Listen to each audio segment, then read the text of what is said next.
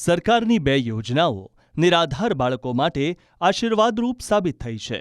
એ યોજના છે પાલક માતા પિતા યોજના અને મુખ્યમંત્રી બાળ સેવા યોજના.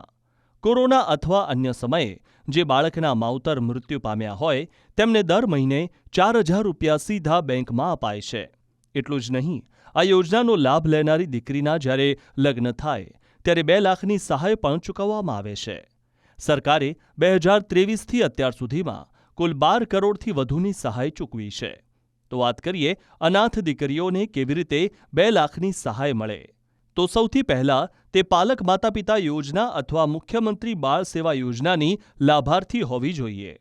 આ સિવાય 1 એપ્રિલ 2023 કે ત્યારબાદ લગ્ન કરનારી દીકરીઓને જ લાભ મળશે અને લગ્ન થયા બાદ 2 વર્ષની અંદર જિલ્લા સમાજ સુરક્ષા અધિકારીની કચેરી ખાતે અરજી કરવાની રહેશે. સૌથી છેલ્લે એ પણ જણાવી દઈએ કે કયા કયા ડોક્યુમેન્ટ્સ જોઈશે.